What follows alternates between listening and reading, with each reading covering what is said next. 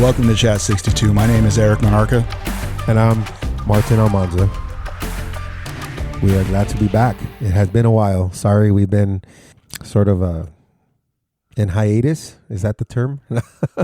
It was an unexpected hiatus. Unfortunately, the hiatus lasted way longer than we expected. It did. A lot of things came up. I know I got really busy towards the tail end of 2024 or 2024. And then, things happened within. I know, you had a death in the family. Job. Holidays, the changes in jobs, responsibilities, and all that other stuff that comes along with life. So, but also with that, we've also had stressful times here in Southern California. We've had fires that came through. I knew people that actually lost their homes. Know a lot of people that have been affected by it, and that's where my job has taken me to really serve those families. And that's basically where I've been. It's been intense. It's been a very emotional ride, and I've been very sleepy just because I know the next day we have to get up and try to prepare for whatever it is that's coming our way. We just wanted to touch base. I think a few weeks back, we went to MCRD San Diego. We saw graduation, which was beautiful. It's really different once you're sitting in the stand, observing it rather than being in it. On top of that, it was interesting. We saw female Marines graduate, which never really happened until I think, last year or 2 years ago? I did my homework on that. And I guess they started implementing the women recruits training in MCRD in 2021. Oh, okay. So I didn't realize it had been that long. No, yeah, that's been a while then. But it was just such a beautiful ceremony. And I think one of the future guests, his daughter graduated as the honor guide for her platoon and as a Lance Corporal. So that was pretty nice. And then on top of that, we got to be a part of a nice family photo at the end with the commanding officers of MCRD. So it was really cool just to be a part of that. We explored MCRD as much as we could until we got told we couldn't be in certain areas. But through that process, we were able to just, interact with some of the new Marines that are there. And it was cool because I was like, oh, I'm sorry for standing on the grass. They were like, oh, don't worry about that anymore. That was old school Marine Corps, So I was like, oh, wow, you can stand on the grass now. This is great. So he did the running man on the grass before we left, before they kicked us off. I did. But we went off, but it was a beautiful day. And I think we tried to record, but unfortunately we had some technical difficulties. Portable microphones are kind of tricky. It sucks because we try to record. Yeah, the microphones are kind of tricky. It didn't work out as well as I wanted. And I'm really, what's a nice word for anal? I'm very picky. I'm a perfectionist when it comes to what I do on this podcast. And I wasn't going to put out any shitty audio, basically. But it would have been nice if, documented us just talking about the spots that we were able to visit. The Marine Corps or the MCRD Museum. We actually went into the base theater for the first time since we were probably recruits. That was cool. And I think that's all we really got. Oh, and we got to see the little... the exchange area, right? Oh, that's true. Yeah, we went there too. What was cool too was we also witnessed I believe it was a staff sergeant or a gunnery sergeant that was receiving a special honor for saving a life of a little child that was choking, and it was just like a big old thing. It was he was a drill instructor that was serving there, and I guess during his time off, he helped a family out and saved a life, and through that process they were still honoring them, and they encouraged everybody to partake so they could see that, and it just felt good to be a part of everything that day. It brought back this feeling. As I'm saying it, I'm smiling with this big old smile on my face because it definitely was a nostalgic feeling. I was walking around and I was like, oh, I'm a Marine, and I forget that I don't look like a Marine anymore, like I have long hair, beard. And the last time we were there, we were Marines. Yeah. Like we had just become Marines. Yeah. It was a sweet experience. We got to connect with some new Marines that had just recently graduated, and we tried to say, hey, we have a podcast, but aside from that, we know sometimes it's going to be difficult in the Marine Corps. Here's our card. If you ever feel like you need to talk, if you feel like you need a care package sent to you just because you're like, you need some motivation, or if your platoon seems a little down and you need a little bit of goodies, maybe we could try to send you something. They were so appreciative of us just being there, and I was just thankful. And some of the families were also prior military, and they were just like, this is great, so we got a few new listeners, and so we thank you, and we still wishing you the best of luck. We know you're still young in your journey, and we're motivated to see what's to come. Keep us posted, please. There was a lot of nostalgia for me too, not just because we were walking the hallowed halls of MCRD, but to see Sean Muniz, the Marine whose daughter graduated honor grad, but to see my old personnel chief, and it was like when I was approaching the bleachers, I just heard Monarca, and I'm like, dude, I felt like I was fucking 19 again. I'm like, shit, what did I do now? That's the first thing I thought. What did I do now? It was cool to see him and to tell him face to face, thank you for help shaping me into who I am now. For being one of those key people. I know he wasn't expecting that, so it was cool to tell him that. Yeah, it was nice to meet him. I could tell that he had a lot to say, but it was just due to time. And I know that we're gonna have a moment, hopefully. Yeah, I'm gonna have to have a talk with him. Yeah, but it was. What was really weird for me is just to see all those. I mean, we were with an infantry unit that was all men, right? A lot of our training was mainly men. To see so many women Marines, like just doing the working parties like we used to do, but like with no issue. You know what I mean? Like picking up everything they needed to, moving with like speed and intensity, no complaining and keeping up with everybody, like just, it was just cool. Like I was blown away to see how many female Marines were just all over throughout MCRD. It was beautiful. Just to see the progress that the Marine Corps has been able to allow, I think it's always been there. I think just because where we were at in Mateo and in the 62 area, we didn't have that much exposure to women Marines. But I remember. But even going to Okinawa, like oh, that's right, you were over. Yeah, you were there. We were predominantly men, and I think there was like a few, like literally a few. Like it wasn't that many compared to what we would think, but. I would like to know. I'm probably going to do some research to see how many, women Marines are there, because there's probably a significant jump, I would think so. Yeah, compared to, from when we enlisted.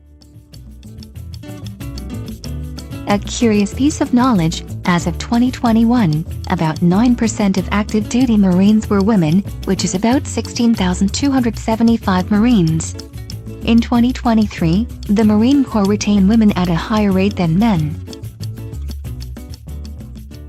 With the whole like, I could do this too movement, Well, that too, and then just the fact that they can train out here in California or on the West Coast now, which makes sense, right? An Arizona recruit doesn't have to travel all the way to Parris Island now. Yeah, and it makes sense. So that probably makes it in ways appealing to them. Yeah, people that are living west of the Mississippi. Yeah, that's true. Yeah, but it's just interesting. I was very at awe, and that's just me. Yeah, that would be awesome to once we connect with Sean, and to see if we can get his daughter on, to get an active duty female Marine on, and to talk to her, and just to see what it's been almost 2 months since she graduated. So just to see how what she's probably in PA school right now, or finishing. Maybe because I don't know how long her leave was or any of that. Yeah. So I don't know. It would be interesting to get a young lady's point of view. Top of that too, what I really liked when we drove to Camp Pendleton, and we're driving through the main gates, right, and then we just like roll down their window to sort of breathe the air, and we're like, man, it smells like shit. Let's record. That was your first thought? Yeah. That was your first thought. It smells like shit. And I said, let's record. And those freaking microphones didn't, you know what though? At that point, those microphones picked up too much sound. So that didn't help either. So it was just, I know there's a way to go about it. And we're figuring this out. This is a labor of love, when it comes to just producing these little stories that we're coming out with and just sharing our voice. One, so we could be more comfortable in doing these kind of things. And then two, just being available and being ready, and at a moment's notice, grab the microphone or a digital voice recorder or what? Yeah, which I'm looking at right now. I was sharing this with my brother Erik here earlier and his wife, how I just needed to stand up, walk out of my cubicle, and I went for a long walk. That's a long ass walk. Yeah, it was like close to 8,000 steps and then when I finally came back to my cubicle, I sat down and I was able to finally take that deep breath that I wasn't able to take. And I felt flushed. I felt like what's going on? I didn't feel like I was in my skin. And I expressed that to a few people, like, I don't feel like I'm in my skin. And they're like, oh, you're a reptilian. I'm like, oh, shut the hell up. I'm not gonna. I just laugh at that. But yeah, it's like, dude, but, only you know what you're going through. I know, and I just like I totally got what you were saying. I couldn't tell you why I got it though. I just know that lately I try my best to stay up as late as I can, just so I can. But my body doesn't let me. I fall asleep. I'll wake up at 11, 12, 1, 2 in the morning, not be able to go back to sleep. And then nothing particular on my mind, just I know I have. Is it kind of like nothing's on your mind, but yet everything's on your mind? Yes. I know exactly what you mean. Yes, because like I don't know what it is. I remember that day, I just remember being in the cubicle. I was in a training, and luckily I was able to just transfer that training onto my phone and listen to it because it was just cameras off. And I went for that walk. And when I came back, I was able to take that breath. But then I went to my car when it was my lunchtime, and I took this long nap, like a nap that I haven't had in a long time. Those are the best naps. And my window was slightly down, perfect breeze coming through in the shade. It was just great. It felt like heaven. I guess if that's what heaven's supposed to feel like. Yeah. And I woke up like looking at the time, and I was like, gosh, I gotta finish up some stuff. Luckily, I had planned my day out perfectly, where it was just like the day before I finished everything I really needed to do. And I was preparing for the future events. So I had sent out everything I needed to in the morning, and so everything sort of worked out perfectly. I got home, I ate a little bit of something, and I fell asleep. And I just couldn't wake back up. And it was like, what? What even came through my mind was like, am I depressed? And I was like, am I depressed? Am I going through some sort of anxiety? Even though I know what anxiety, this must be anxiety. But I went through all the steps, like, touch something, breathe. The five senses, right? Yeah, breathe, go drink some water. I followed all that, and nothing was working until I was able to just go for that walk and come back and sit down. Because even through that walk, when I came back, I felt like I couldn't take my full breath until I sat down. And then I was like, yeah, like, whoa, what a difference. Yeah. I think, with walking, it releases pheromones. That's what I said earlier. I thought right? Is it pheromones? Well, pheromones is a scent, right? Yeah. God, it releases something. And that's what I thought. Serotonin. It's not pheromones. God, I'm going to leave this on here too. But I promise you, I said pheromones to you. I was like, yeah, it releases pheromones. She's like, yeah. I think it's time for you to go. Yeah, the pheromone is sobaco smell. No. Yeah, it releases serotonin, and then you're getting the vitamin D from the sun. And when Lacey has a really rough day, I'm like, have you taken Bailey, your dog, out for a walk? No, I haven't. Take her for a walk. You'll feel better. She comes back half an hour later, whatever. I needed the walk. What did I just tell you, kiddo? Mm-hmm. I needed the walk. Even I know I have to take my own advice, especially the way my last 5 weeks have been. It helps. It really does help. Yeah. Yeah, I'm noticing that. And since last year, I was motivated to do the 5K, and I did the 5K. And since then, I've sort of been consistent. Even more so before that, I was already consistent with the steps. But this day, it was not just because of the steps. It was more than just the steps. Are you sure a certain K-Rock DJ has nothing to do with that? No, definitely not. Okay. No. Yeah, no. But through that process, you mentioned K-Rock, a DJ.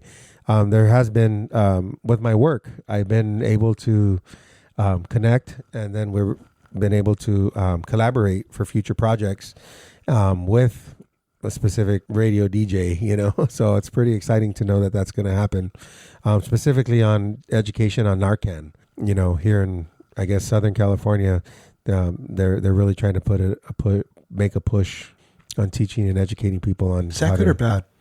You can keep this off record if you want. Educating people on Narcan, but to be honest, I don't know if it's it's good because people at least will be educated. Yeah. But it's bad because, you know, there's an issue, you know, and not only that. What? Like what? With drugs, you know. Okay, guess, so then it's kind of enforcing it. Yeah. Okay, that's what I kind of thought about it too. Oh, not near the. No, we'll take this out. No. But yeah, I was thinking about that too because I see the billboards now, and I'm like, I wonder if that's a good thing. Yeah, I think fentanyl, what they say, is one of the. It's just really. But I don't think it's just. What I understand, it's not just fentanyl. It's like if they're having an overdose, you know, or an overdose in general. In general, you just like administer it through the nostril, and through both of them. So did that replace the old adrenaline shot they would do in the chest or something? I want to say it has. Okay. I don't think we, like, as civilians, could administer an adrenaline shot. Right. It's not TV. So, yeah, right. So I think the Narcan was a safer option to come out with. So the public, you know, general public could then help out until, you know, emergency response teams members come and help out with the situation and administer whatever they have to administer. Okay. But I haven't used it, you know, on anybody personally yet. I have plenty in my car just in case I ever have to. Do you think you would have if you still would have been working at where were you working before? Military and Veteran Affairs? No, before that. Oh, my full service partnership program with Department of Mental Health. That one? Yeah. No, a lot of the members that I was that were part of the program were already, you know, have been successful in their treatments, you know, so they've been sober for many years. If there was any relapses, it was, you know, a lot of times.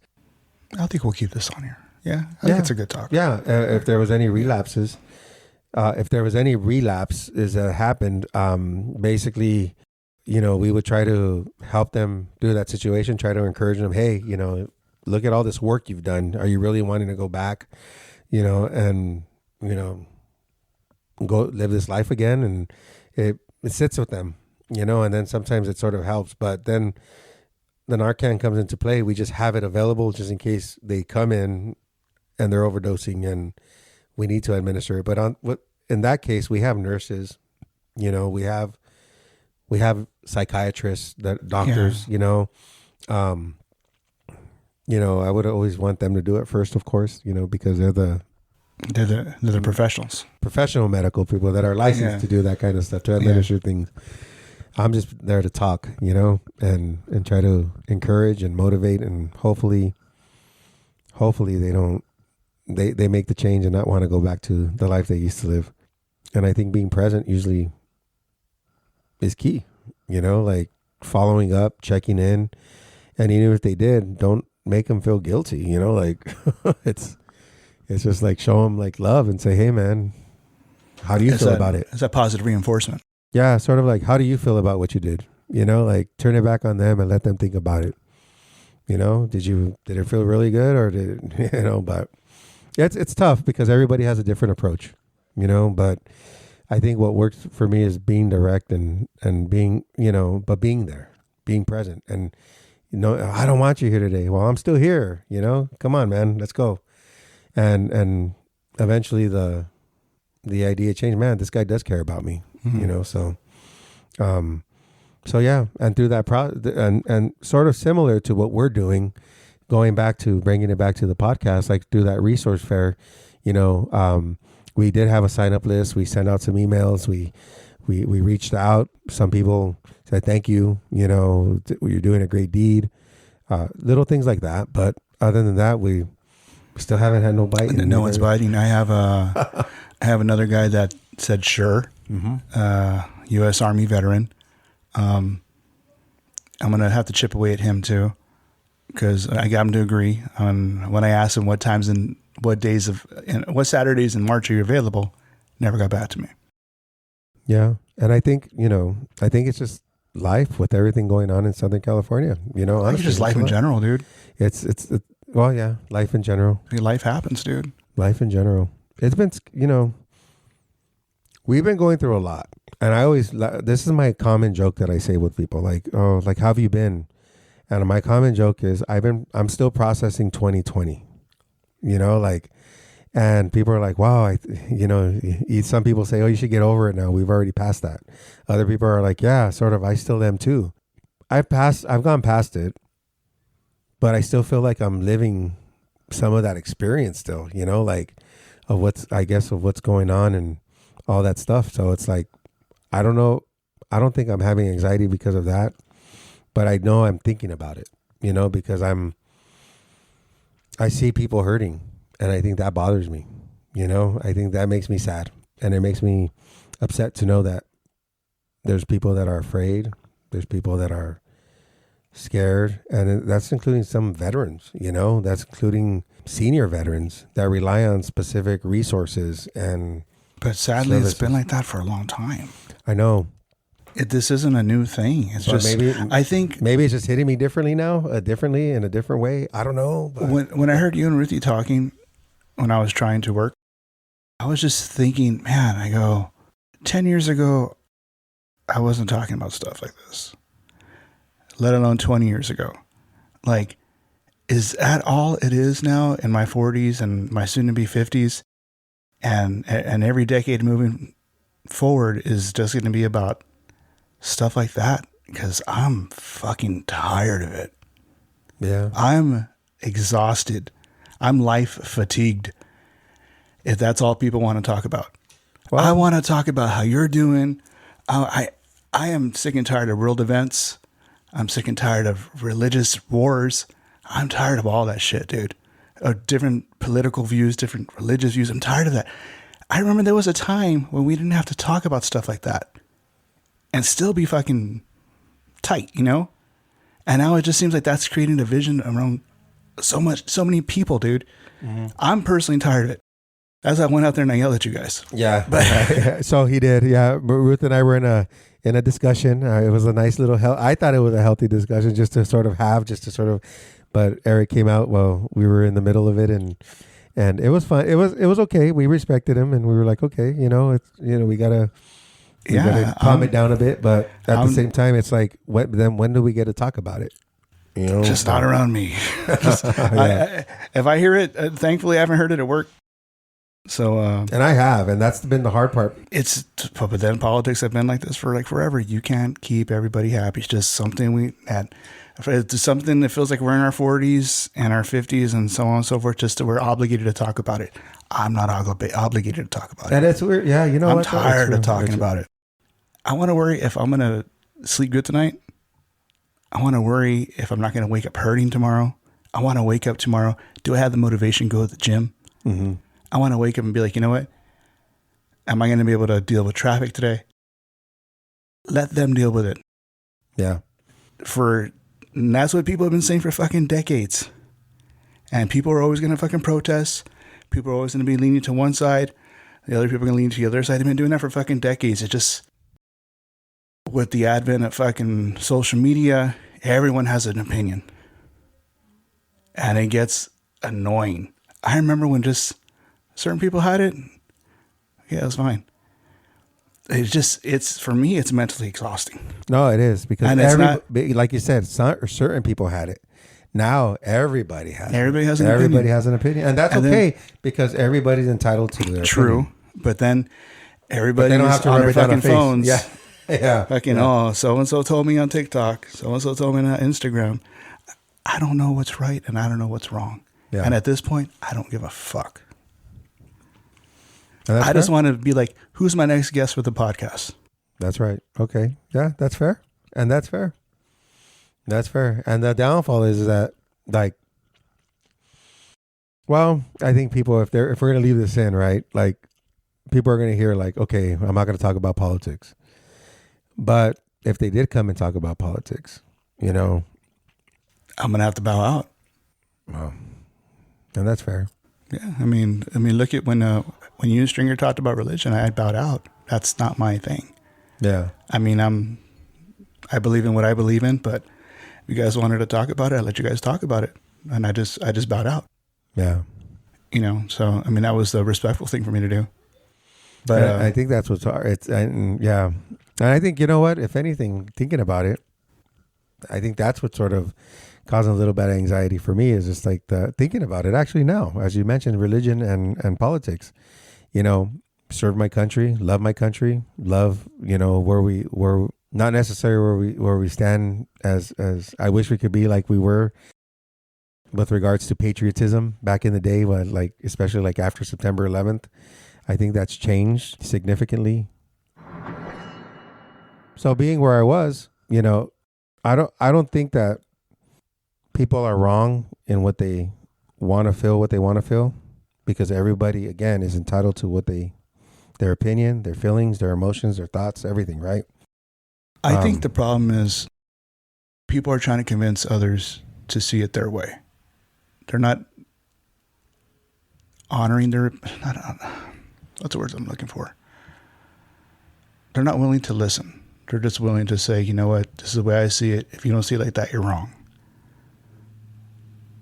I think that's the issue. I'm trying to think when that happened, like when that change happened, though, because it wasn't like that before. I remember we used to be able to have a conversation and just talk and be like, okay, bro, cool. Politics wasn't a thing all the fucking time. Now it is. It gets, like I said, I get fatigued. I'm politic fatigued. Like when I see people scrolling their fucking phones or I'm hearing whatever, I get tired of it. I'm tired of current events. I literally have to tune out. I'm listening to fucking, and maybe she'll listen because she's a veteran, Rabbit Hole podcasts where it's about this chick that talks about conspiracy theories, and they're far out shit. It's probably stuff you'd probably fucking like, but it's far out shit, but it's so ridiculous. I'm like, okay, I'm okay with this. Yeah. I'm willing to entertain hearing this fucking chick talk about whatever conspiracy of the week she's talking about, because I'm just so tired of the real world, dude. Like, as fucked up as it sounds, when I think about Rachel passing, the first thing I thought of was, man, you're lucky you don't have to deal with this no more.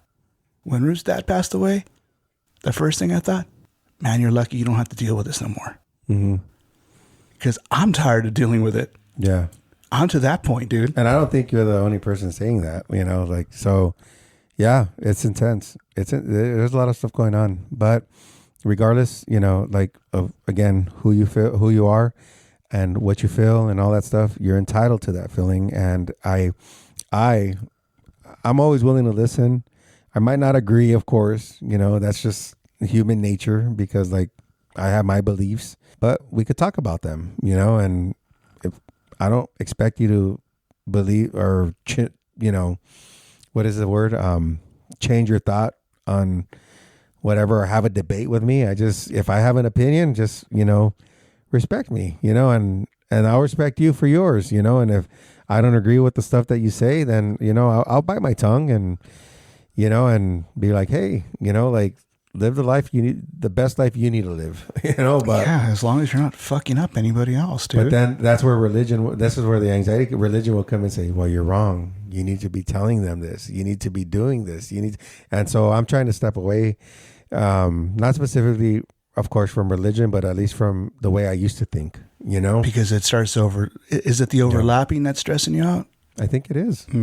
Actually, as we're talking through this process, and I think this is the helpful component of when we do this stuff, so it's been a while, so, and we have seen each other. It's just we haven't really talked. I had a chance to talk. No. It's just like, hey, how you doing? What you been up to? Eric, why are you having that panic attack? Well, you've been going through a lot of stress too, stressful situations, especially, I think the biggest one in recent was work, so something you don't really those wildfires. Yeah. And then the wildfire. Yeah. You've been working a lot of overtime. No. Yeah. So Uncle Sam's going to love me, dude, when he takes out all his taxes. Well, remember the saying, they give you $100 and take back 99. Exactly. Yeah. Oh, I'm going to enjoy those $20. Yeah. And same with myself, just all the overtime. At the SoFi Stadium, if you want to check me out, being interviewed by Jacob M. Rami, which is a big Southern California lawyer that deals with accident cases. You could see me on there promoting Department of Mental Health things. I know shit. Yeah, I'm on there. I was funny because he just walked up to me. Oh, Department of Mental Health. Hey, what? Oh, dude, I thought that was Antonio Villaraigosa. No. Yeah, you did say that. I was like, why are you taking it? I go, is that Villaraigosa? No, and it was just cool because it just, yeah, no. Yeah. You did text me that. And I was like, no, it's Jacob and Rami. Yeah. Yeah. You saw that day, you just saw a lot of these big people that you see on or hear on the radio or see on TV come out and just show support for these fire victims. I think for us, knowing that we're Department of Mental Health, people just come up to us and they start talking to us about, oh, I lost my family. Oh, my dogs died. Oh, I lost everything. And this is all I have. Like these 2 pillows that I'm getting today are the first things that I'm getting to have some sort of comfort. You know, like I was like, what? It was surreal. They said that the fires were blowing so fast. Like I think it was like 3 football fields per minute. So it's like, what can you do? Can't do much. You just run, you know, like grab what you can and go. Speaking of the fires, I don't know if she's going to hear this. Hopefully she does. And I feel bad for not putting her GoFundMe page out there when I told her I was going to. My friend Jackie Paige, I went to school with her, 7th grade up until we graduated from Arroyo High School. She lived in Altadena. She was one of those people that lost their homes, completely gone. Yeah, it wasn't personal for me until that happened. I mean, I know I haven't seen her since we graduated, but you know, we've always kept in touch one way or another on social media. That's the good thing about social media. That's one of the very few good things about social media is connecting with people. Hey, how you doing? Seeing what they're going through in life, whether it's good or bad. And unfortunately, Jackie lost her home. There's still a GoFundMe out there for her. She did lose her home in Altadena, and her home was completely destroyed. She lived in the Altadena area since she was 23 years old. That was half of her life that she had been out there, being part of that community, living different variations and different stages of her life, knowing what she went through and thinking that, you know, that she was probably going to come back and, you know, to a home and seeing nothing. Like now she did a podcast with Maria Menounos. That's how I found out. Well, I knew what had happened, but I didn't know the extent. It hurt my heart, you know, just hearing her tell her story. And as soon as I heard her podcast or heard her on the podcast, I reached out to her and like, hey, you know what? I'll put it out there. And I was like, no, 2 or 3 weeks ago. But we've been dealing on the mortgage end of this fire the wildfire aftermath. And no, I've been wanting to put it out there. That's a good thing you mentioned. I don't know, something just clicked in my head when you mentioned the pillows. And yeah, so she has a GoFundMe page. Just look up Jacqueline Paige. Yeah, I'll share it on Instagram. The GoFundMe is still open. So if you would like to donate, please help out Jackie. Jackie's a nurse. And she's a very dedicated nurse. I mean, I've seen her go all over the place, like all over the country doing trainings. And I think she's done presentations and speeches. And just knowing the type of work that she does to help the helpless, and knowing that she was helpless herself and not knowing or having to turn that off to help herself, you know, evacuate and to find out that her home was lost. You know, I can't even imagine. That's almost like being like in war, you know, and having to turn that mode off and having to, okay, I need to deal with myself right now, even though I probably should be out there having to help people. Yeah. Yeah. Hopefully this, you know, we'll see where this leads, but Altadena is not that far from here, you know? No, so. Altadena is less than 10 miles from my parents' house. So my mom was sending me pictures from outside her porch of the fire, just the orange glow. Yeah. You know, and that was scary. Yeah. And I got some pictures that morning, like from the night before, like the ash from inside my car from the outside looking out. And also just like the red glow of the sun. That was eerie. That. And then also the transition from like clear sky to like the smoky sky. And that given day when it got crazy, I could not breathe. I felt dizzy.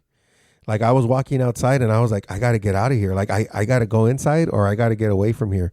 And I ended up going to work. I went to Long Beach and I worked near the ocean. So it sort of helped out. But you could still smell the smoke in the air. Like you could smell that, like something burning in the air. Yeah, we smelled that all the way out here too. Yeah, it was intense. So I was like, wow. And it was thick. It was, I don't know. It was just weird. I don't think we've ever been that exposed to it. Like we've dealt with fires before. This incident was I think they said once in a 10-year. Because I remember the last time we dealt with a fire with windstorms. It was the windstorms that caused the fires. Was back in 2011 when I was working in that area in Altadena and Pasadena. Shit, yeah. Wow. So when I was going to work at 5 a.m, there was trees coming down right in front of me. Yeah. And it took me an hour and a half to get to work from El Monte to Altadena, Pasadena area. Well, the winds before, because the winds were bad. It was almost, I was in downtown and it looked apocalyptic. Like I'll send you the video, or if anything, we could try to, we should probably share some of the stuff that we've experienced these past. The wind, it looked apocalyptic. Like the video that I think I shared with the group in the text, and I was like, this is just weird, like, and then the very next day the fire started, so it was like, okay, so. Yeah, those winds were no joke. I remember going up to Mount Washington the day the fire started because I had to go pick up my wife.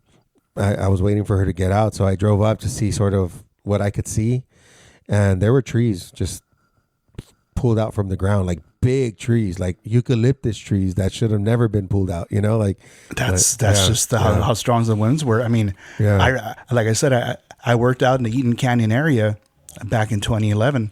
There was so many trees that had fallen in the streets, on homes. It's just, it's Mother Nature. You don't fuck with Mother Nature, dude. A lot of people are coming through and they're with the servant heart, so they're, again, there's many opportunities of how you could help out, especially right now, the oversaturation of supplies and clothing. And I think right now it's money. And also through this process, I've been involved with a lot of other organizations like FEMA, the Habitat for Humanity, been involved with some of the other local LA County, LA City housing agencies. So like I have some point of contacts if anybody's interested in volunteering and or needing some help, please just reach out. With regards to the Habitats for Humanity, I spoke to a gentleman. There's a gentleman who works for Habitats for Humanity and states that if there's a group of veterans that are interested, there's a bunch of veterans that lost their homes and that they're trying to do direct work with them. So they're going to reach out to some veteran organizations where we could sign up and then volunteer and try to help veterans do the process of building their home while the veterans are building their home from the ground up, but once they clear everything out. Right. So something to consider. I know physically, I don't think I could do the building, but I know I'm going to look into the administrative components because they do. It's all volunteer. So it's like you sign up and, they have different opportunities for you to volunteer if you find a heart to do so and want to do that. And they said that if you want to work for a veteran specifically and serve that family and reach out and do it, then they'll link you to that, so yeah, something just to be aware. Something that blew my mind is like Goodwill, all these other agencies like that accept donations are saying like, hey, stop sending. They're over capacity. Yeah. Stop sending clothes and all this other stuff. Just send money because right now we have too much. Yeah. So, and I think we had talked about earlier offline was if you do have any spare clothing, to go to the local senior centers. Yeah. And see if they need it. Yeah. There's some senior centers. There's a lot of places. There's a lot of seniors need a lot of support. A lot of them rely on their retirement. That's not much government aid or whatever it might be. It's enough just for food. Eggs are expensive, Yeah. So it's like their rent and their food. That's it. What do they have?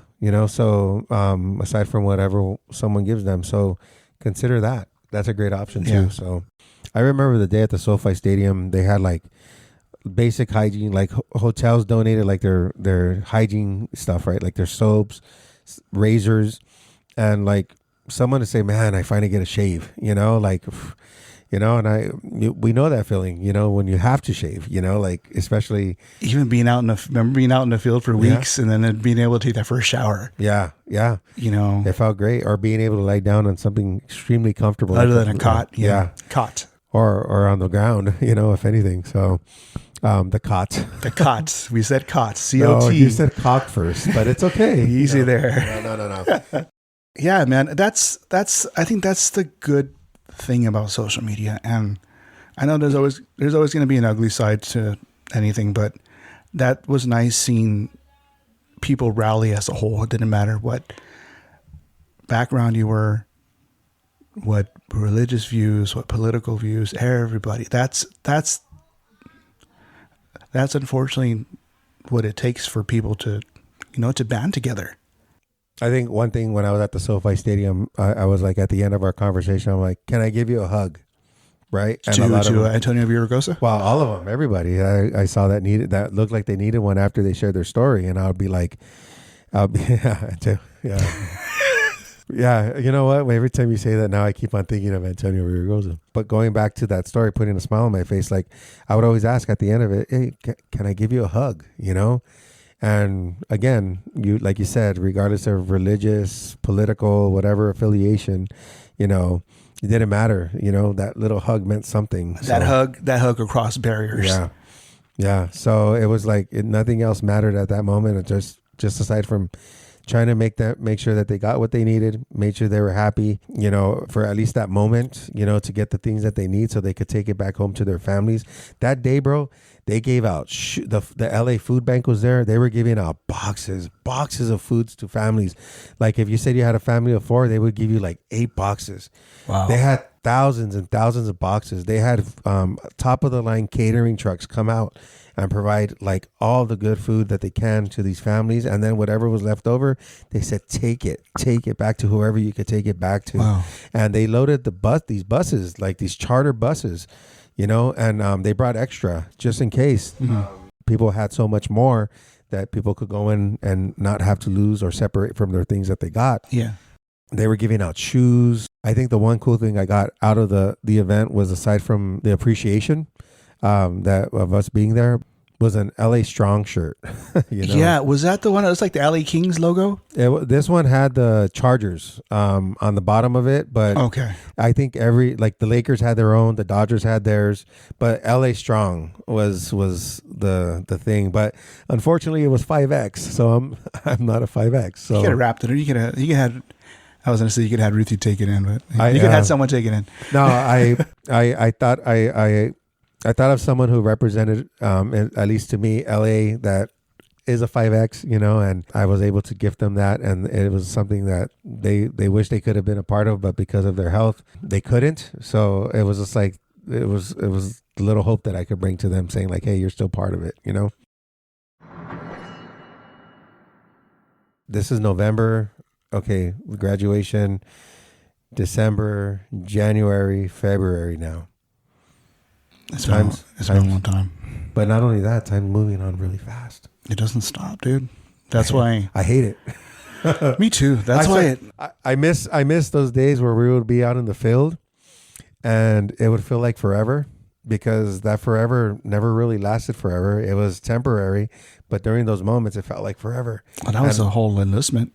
Yeah, well, yes and no, I guess, right? But I haven't had one of those moments for a very long time. And where I could just sit down and just sort of be like, wow, this day feels like a day. The only time I feel that is when I'm in Utah, with my mom, but that's after a few days of being there, of unwinding and sort of. I still say you should go. I'm thinking about it. I think you will. I think I will in the future, but I don't think it's anytime soon. I think I still need to dot some I's and cross some T's, unfortunately. Is it how's the weather over there? Is it still is it snowing? It's not snowing yet. There's some snow supposed to be coming through where my mom lives in central Utah. It's cold. They said it gets down to like 20 at nighttime.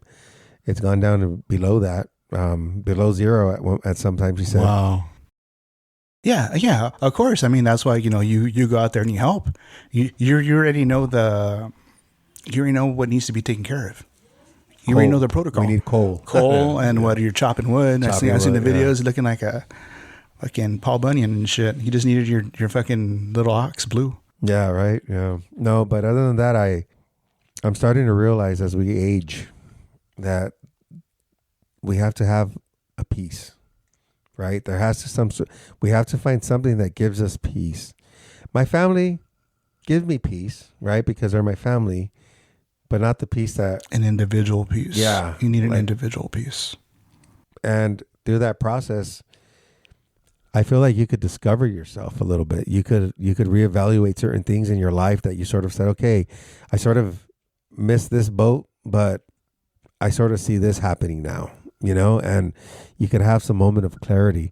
Here in LA, bro, we can't, man. It's hard. Shoot. I sit in traffic, I get frustrated, dude. I can't even think, right? I'm turning on the radio, I'm trying to listen to stuff, I'm listening to our podcast, I'm doing what I can. I'm having conversations, with people that I'm needing to have conversations with. I'm listening to training. I'm constantly occupied. I get home, hey babe, how's your day?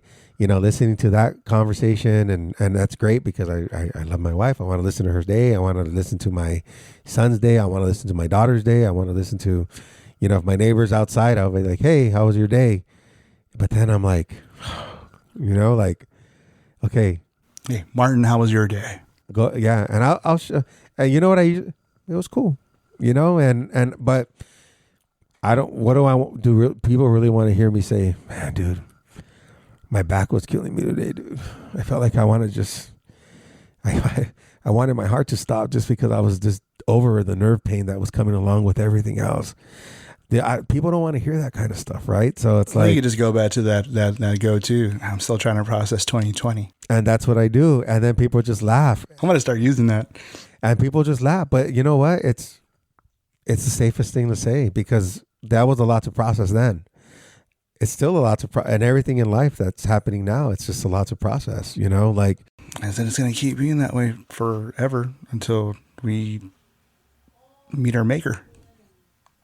Probably, Yeah. It's not going to get any better. No, it's not. It's not.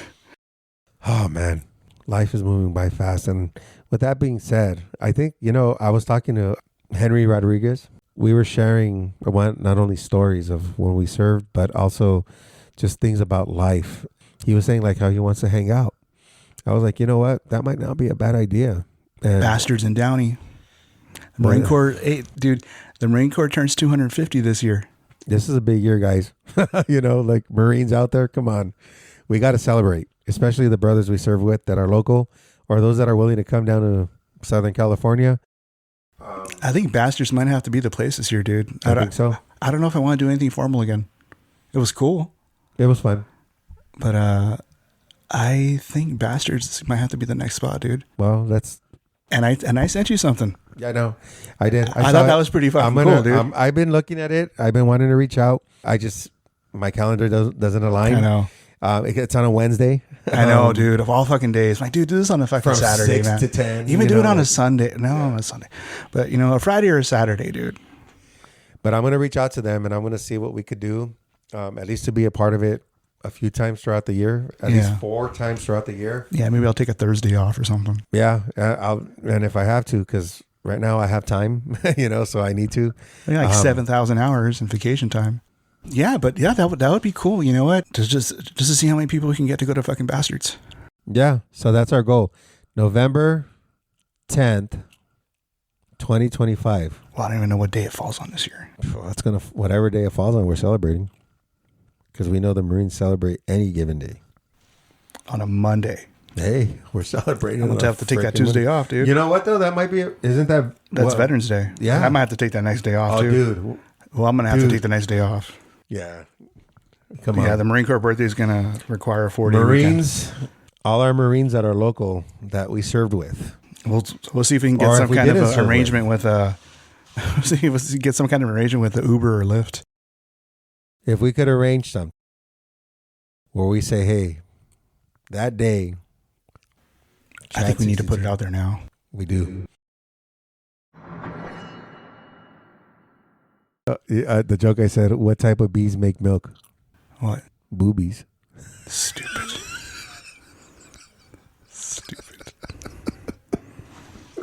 Stupid. I'm going to keep that on there. Another shot, too. That was good, huh? That was good. That was third grade humor right there. Cheers. Cheers, brother. That's some good vodka right there. Is this Trader Joe's stuff? No, it was from Sprouts on we went to the Sprouts off of Route 66. Was it Foothill? Arrow Highway? Nova Terra. Organic vodka. I was looking at it and go, fuck. I kept giving the look to Ruthie like, oh, it'd be nice if I had that.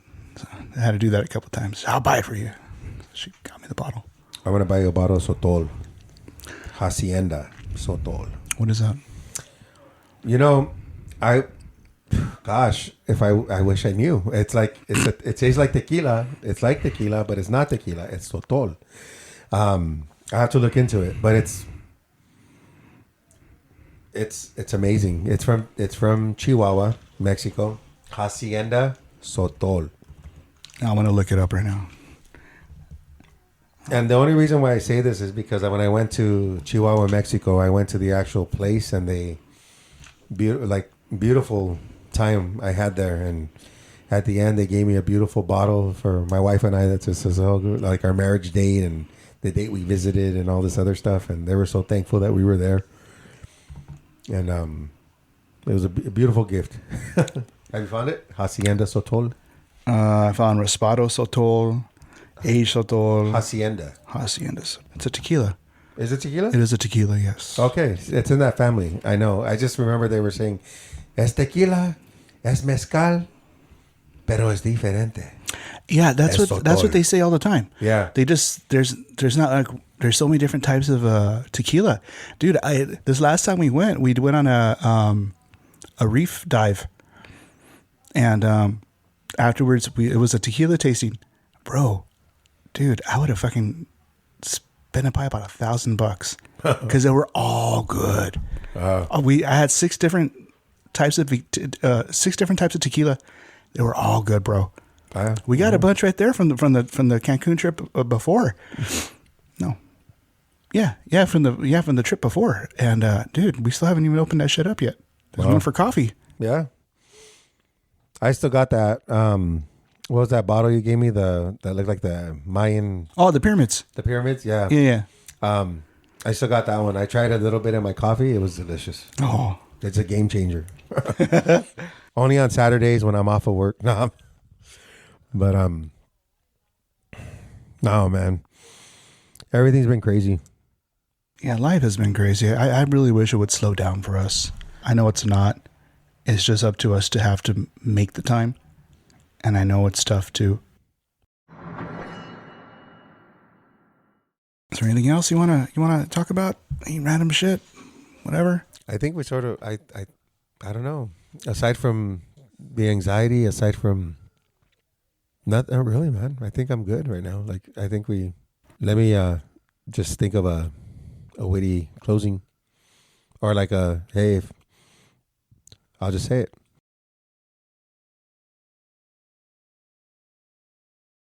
And now, a moment with Martin. Hey guys, if you guys are out there and you guys just need to really talk, man, because sometimes I feel like I need to talk or sometimes I don't need to talk. But if you guys have any, like something, right? Like I have a music list that I listen to that helps me through my drive, right? I have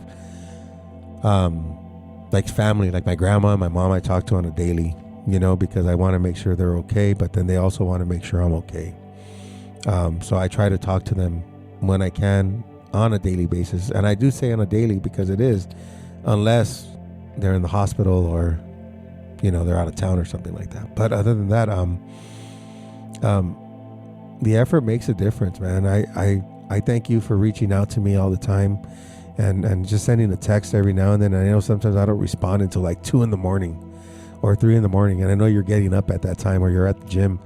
But it's like that's when I'm waking up because I get home and I'm so beat, and your patience is really thankful.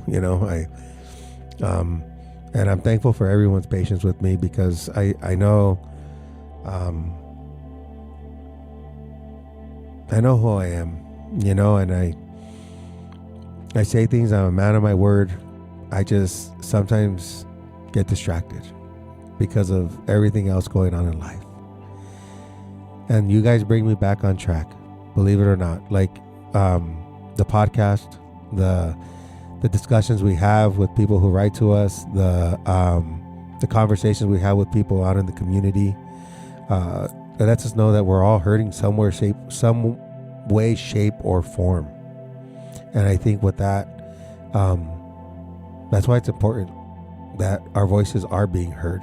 A lot of times this machismo attitude of, oh, we got to keep it in and stay tough and, don't let no one see you cry. Yeah, I believe in that sometimes, because sometimes you have to. But sometimes, like amongst your brothers, like you're my brother, like you have to see, you're going to see me at my best and you're going to see me at my worst, especially if you say you love me, and I think that's key, and I think like when I have our conversations with our guys, right? Like with Juan and with Lopez and with Ramsey, I always end up saying like, hey man, I'll talk to you later. Love you. And we don't normalize that enough, because I do love you guys, and I'm thankful for all the opportunities that we've had over the lifetime that we've shared. I'm just thankful for the opportunities that we have to share with one another. So with that being said, like, let's take every opportunity that we have, so let's reach out. Almanza at chat62podcast.com or Monarca at chat62podcast.com. There's some people we definitely want to connect with. It's been a while. We're going to make some efforts to reach out. Let's see where this leads. I know a lot of people want to share. A lot of people want to have a voice. A lot of people, but they're just nervous. Yeah, and I'm like I said, I'm willing to look outside just the pack, and just to talk to veterans in general. And that's what it is, yeah. And that's what we've been trying to do. Yeah, and I mean, we just gotta. I think sometimes it's just a process too. It's just not to wear them down, but to show them, hey, we're serious about this. That we're not bullshitting. I mean, if anything else, God forbid something does happen to them one day, they have that. No matter what. Their story, their voice, yeah, they have it for their family, a legacy, and that's important because I was having this conversation with Henry today. He goes, it's not a matter of when technology fails you, it's a matter of how, or it's a matter of when, because it will. We have this digitally. We want to make this last. We want your voice to be heard, and we want your experiences to shine, because they mean something. It's a story. It's significant to somebody. Yeah, that's some philosophical shit right there, bro. No, Dang, I'm kidding. That's a vodka talking. No. But other than that, we love you guys. Thank you for listening. Thank you for being a part of our Chat 62 podcast. You inspire us. Hopefully we get to talk to you soon and you could share your story too. Usually say something like peace or something like that, or one love. All right, brothers. We love you. Peace and take care, and we'll be sharing soon. We'll see you down the road. See you down the road.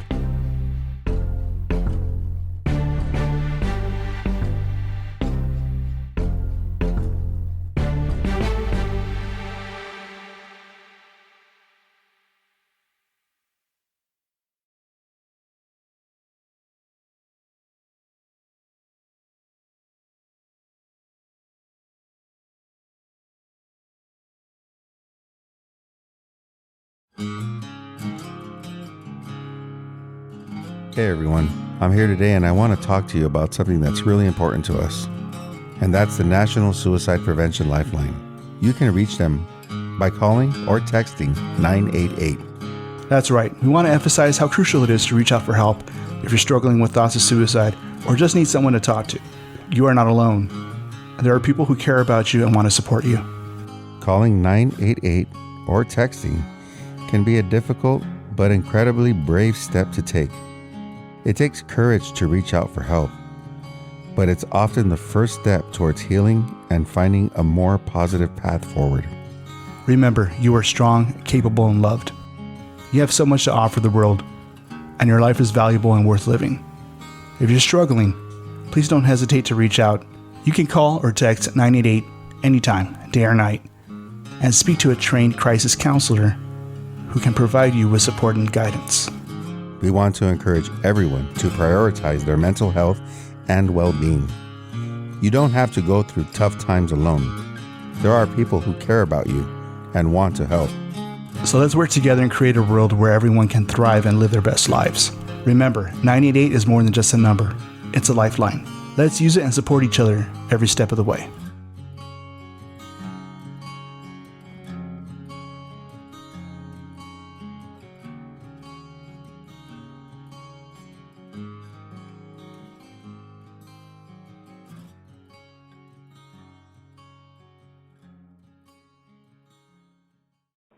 I can make you spaz out like that. Do this amateur like that.